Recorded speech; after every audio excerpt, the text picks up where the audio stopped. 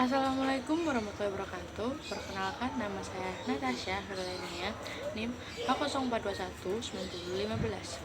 Di sini saya akan mereview jurnal tentang status kesuburan perairan laut ditinjau dari keragaman plankton di kawasan Kepala Burung, Papua Barat. Jurnal ini disusun oleh Suharno dan Daniel Tantang dari jurusan Biologi Fakultas Matematika dan Ilmu Pengetahuan Alam Universitas Cendrawasih, Jayapura, Papua. Dari penelitian ini bertujuan untuk mengetahui tingkat kesuburan perairan berdasarkan keberadaan keragaman plankton di kawasan Kepala Burung Provinsi Papua Barat.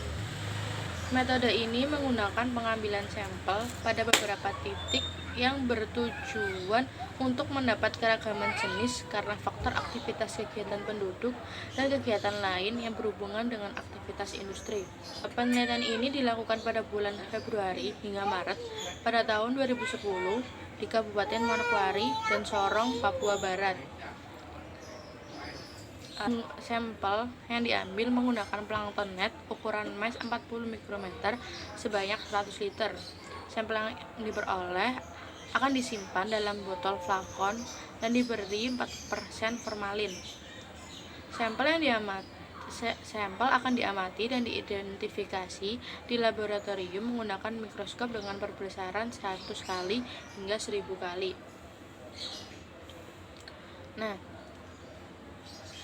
Untuk menghitung kelimpahan plankton sendiri menggunakan metode mikrotransek dengan rumus N sama dengan T per L kali P besar per P kecil kali V besar per V kecil kali 1 per W, di mana N sama dengan jumlah individu per liter, T luas gelas penutup, P merupakan jumlah individu tiap jenis yang diamati, P kecil jumlah lapang pandang, V besar volume air yang disaring dalam botol sampel, V kecil volume air yang dipipet, W volume air yang disaring dalam pencuplik air.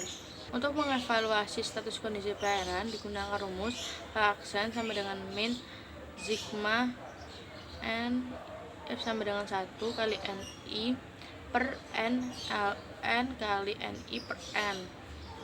NI sendiri merupakan jumlah individu satu jenis, sedangkan N jumlah seluruh total jenis. Jika nilai H aksen kurang dari 1, maka perairan tersebut dikatakan jelek.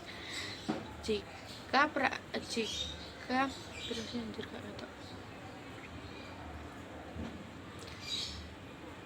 menunjukkan angka 1 hingga 1,50, maka perairan tersebut dikatakan agak jelek.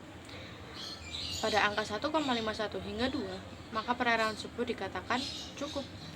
Pada angka 2,10 hingga 2,50, maka perairan tersebut dikatakan cukup baik. Pada angka 2,51 hingga 3, maka perairan tersebut dikatakan baik. Dan ketika angka melebihi 3, maka dikatakan sangat baik.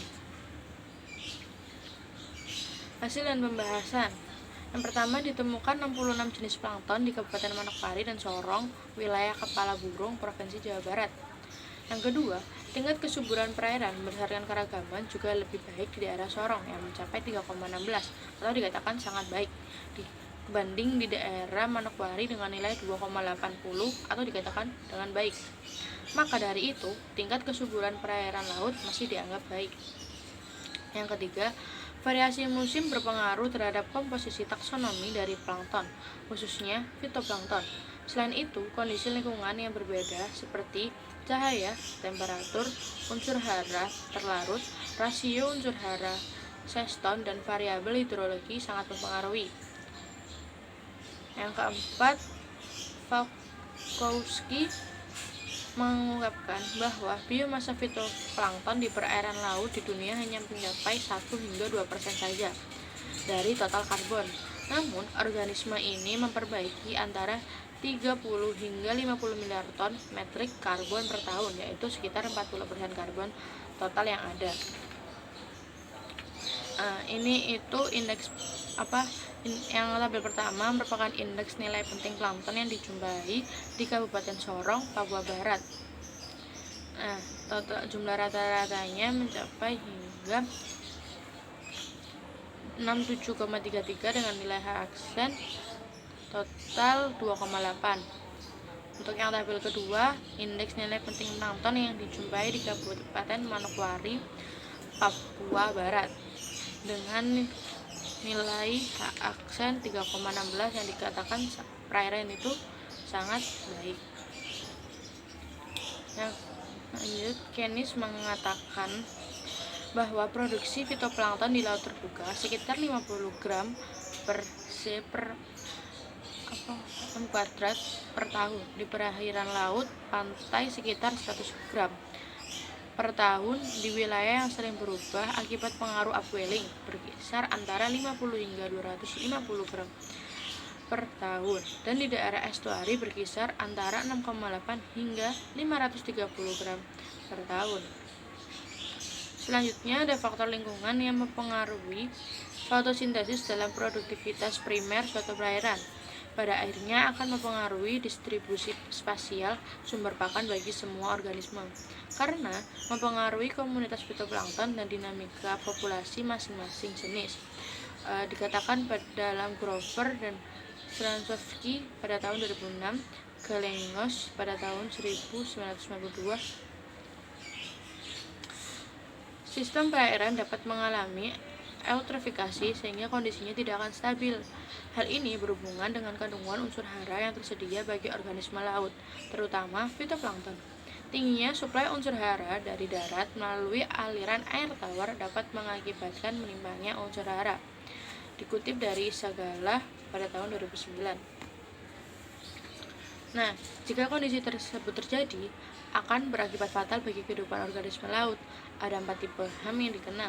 Yang pertama ada biomass red tide, yang kedua ada toxic blooms, yang ketiga ada noxious red tides, dan yang ketiga ada diatom blooms.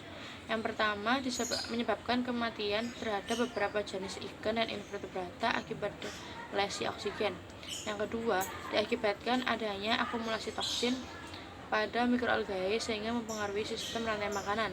Yang ketiga, bersifat tidak toksik pada manusia, tetapi berpengaruh terhadap kehidupan ikan dan invertebrata. Yang keempat, berpengaruh negatif terhadap budidaya porfira.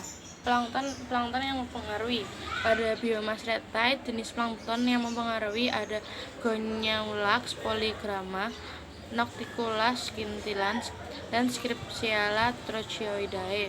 Yang kedua, pada toxic blooms, penyebab terjadinya yaitu paralytic shellfish poisoning atau PSP yang disebabkan oleh plankton dari genus Alexandrium, Gymnodium, dan Pyrodinium. Ada diaretic shellfish poisoning atau disingkat jadi DSP yang disebabkan oleh plankton dari genus Diopis dan Procentrum. Ada amnestic shellfish poisoning atau singkat dengan ASP yang disebabkan oleh Pseudonychia lanjut ada neurotic shellfish poisoning atau NSP yang disebabkan oleh Karenia brevis dan Chicureta fishfoot dan yang terakhir Chicureta fishfoot poisoning atau singkat dengan CFP yang disebabkan oleh Gambiardiscus toxicus. Yang ketiga ada Noxious red tides, dipengaruhi oleh plankton dari genus Chatonella, Heterosigma, Heterocarpa, dan Karenia. Dan yang terakhir ada diatom blooms, pada umumnya diakibatkan oleh Eucampia zodiacus, Coscinodiscus wailesi, Chaetoceros spp. Nah, dari pernyataan tersebut dapat disimpulkan bahwa telah ditemukan 66 jenis plankton di perairan laut Manokwari dan Sorong, Papua Barat. Dari jumlah tersebut dijumpai 48 jenis dengan H aksen 3,16 pada Kabupaten Sorong yang dinyatakan perairan tersebut sangat baik, dan juga di daerah Manokwari yang hanya mendapatkan 32 jenis dengan H aksen 2,80 yang dinyatakan perairan tersebut baik. Oleh karena itu, tingkat kesuburan perairan di kawasan Kepala Burung masih tergolong baik hingga sangat baik. Terima kasih dari saya. Mohon maaf apabila ada salah kata, dan terima kasih. Assalamualaikum warahmatullahi wabarakatuh.